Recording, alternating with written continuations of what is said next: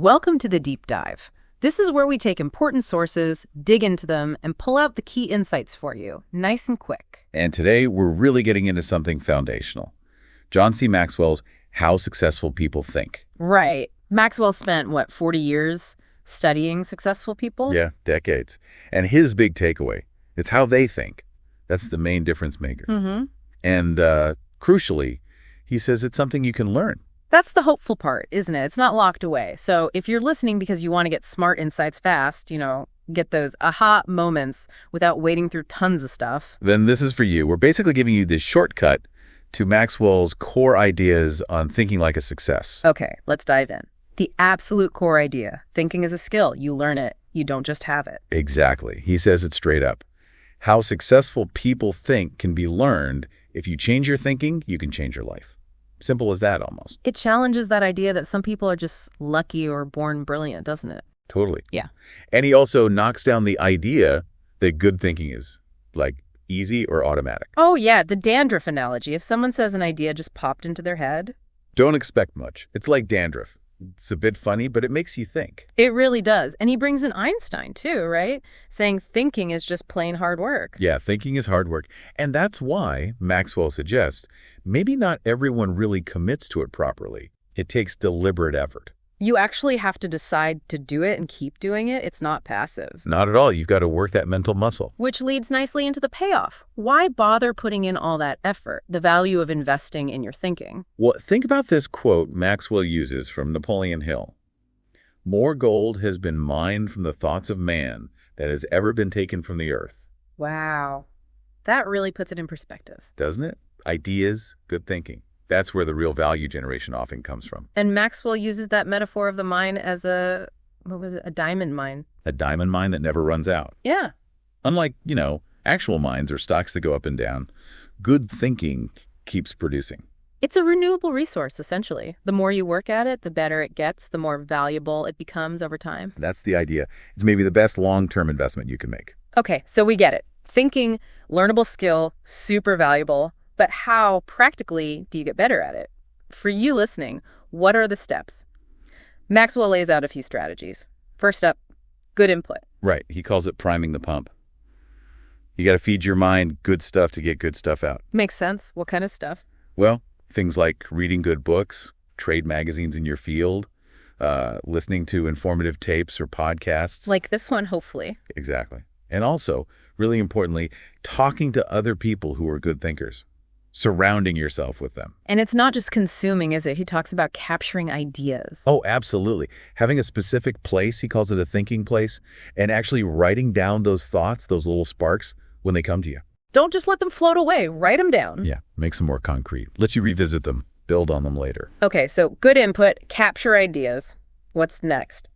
He mentioned surrounding yourself with thinkers. Yes, the power of association. It's that old idea, iron sharpens iron. Spend time with people who challenge you, who make you think harder or differently. Precisely. Maxwell says it's huge. Your inner circle, the people you spend the most time with, they have a big impact on your own thinking habits. He mentions his own close friends are all thinkers. You absorb it almost by osmosis. If everyone around you is thinking critically, you're more likely to do it too. Definitely. Then there's intentional thought discipline. This one sounds disciplined. Yeah, it's about making time for it. Not just hoping you'll think deeply sometime, but actually scheduling it. Exactly. Making it a priority. He gives that great example of Dan Cathy at Chick-fil-A. Oh, yeah, the thinking schedule. What was it? Like half a day every couple of weeks? Something like that. Half a day every 2 weeks, a full day every month, and then even 2 or 3 full days blocked out annually. Just for thinking. That shows you how seriously some leaders take this. It's not an afterthought. Not at all. It's core to their process. Okay, so you get the input, associate with thinkers, schedule the time. But ideas aren't enough, right? You need action. That's the next point. From thought to action. Maxwell quotes Eddie Rickenbacker, the World War I ace. What was his formula? 6 words. Think things through, then follow through. Simple, powerful. Maxwell stresses that ideas have a short shelf life. You got to act on them. Right. An idea without execution is, nothing, just a thought. Pretty much. Then there's an interesting one. Emotional fuel. How do emotions fit in? I thought thinking was supposed to be rational. Well, Maxwell suggests that while the initial thinking should be analytical, the positive emotions you get from a breakthrough, from solving something, that feeling can actually fuel more good thinking. Ah, okay. Like a positive feedback loop. Success breeds more creativity. Yeah, like a mental momentum. One good idea makes you feel good, makes you more open and energized for the next one. That makes sense. And finally, he emphasizes this isn't a one-and-done thing. No way. Yeah. It's the continuous cycle. Sustained success comes from making good thinking an ongoing process, not just having one brilliant idea ages ago. It's a habit, a discipline you keep practicing. Exactly. It's a mental marathon. Okay, so those are the practices. Now, Maxwell also paints a picture of what good thinking looks like. He outlines, I think, 11 different thinking skills. That's right. 11 key skills that successful people tend to cultivate. We can touch on a few that really stand out. Sounds good. How about big picture thinking? For listeners wanting to be well-informed, that seems crucial. Absolutely. It's about seeing the whole forest, not just the trees. Understanding the context, the connections, the long-term view.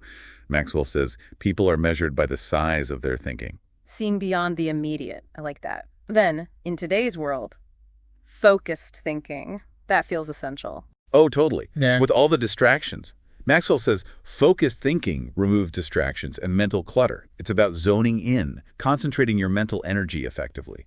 Cutting through the noise. We all need more of that. What about creative thinking? He keeps it simple. Creativity is about having ideas, lots of them. Just generating possibilities, exploring new angles, not being afraid to come up with lots of options. Quantity can lead to quality there, but then you need to ground those ideas, right? That's realistic thinking. Exactly. Realistic thinking helps you to make an idea usable by taking away the wish factor. It's about asking, okay, but how would this actually work? Making it practical. So you don't just spin your wheels on fantasies, good. Then there's strategic thinking. Which Maxwell calls planning on steroids. It's about developing a smart plan, thinking ahead, anticipating challenges, charting a course. Like having a good map for where you want to go gives you a sense of control. Definitely. And then a really powerful one, possibility thinking. This sounds optimistic. It is. It's believing solutions exist, even for tough problems. He says people with this skill are capable of accomplishing tasks that seem impossible because they believe in solutions. It's that core belief that you can find a way. That can unlock so much. Okay, one more for now. Questioning popular thinking. This is a big one. Resisting the urge to just go along with the crowd. Maxwell warns, the problem with popular thinking is that it doesn't require you to think at all. Ouch. But true, it encourages independent critical thought. Exactly. Don't just accept things because everyone thinks that way. These skills are great in theory, but the examples Maxwell uses really bring them to life. Let's talk about a few. Realistic thinking and the Super Bowl after 9/11. Yeah, that's a powerful case. The sheer level of planning needed, thinking through the absolute worst-case scenarios. It wasn't pleasant, but it was necessary. And the outcome was that statement from the mayor, right? New Orleans is going to be the safest place in America. Exactly. That confidence came from intense, realistic preparation. Thinking through every possibility, however grim, allowed them to put measures in place that created genuine security. That's realistic thinking in action. Confronting the hard stuff to create a positive result. Okay, how about strategic thinking? The Maxwell House Haggadah story is fascinating. Oh, it's brilliant. Joseph Jacobs advising them to get the coffee certified kosher for Passover. That was smart. But then creating and giving away the Haggadah booklets. That was the strategic masterstroke, wasn't it? Absolutely. It wasn't just a one-off promotion. It tapped into a deep cultural need, built incredible goodwill, and created a tradition. Like that woman, Regina Witt, using it her whole life. That's long-term strategic impact. Building a connection way beyond just selling coffee. Amazing. Okay, let's shift to possibility thinking. George Lucas and Star Wars. A classic. Everyone told him the special effects he wanted were impossible with the tech back then. But he didn't accept that limit. No. He thought, okay, if the tools don't exist, we'll create them. And he started Industrial Light and Magic, ILM. He didn't just make his movie. He fundamentally changed filmmaking, as Chris Selvis noted.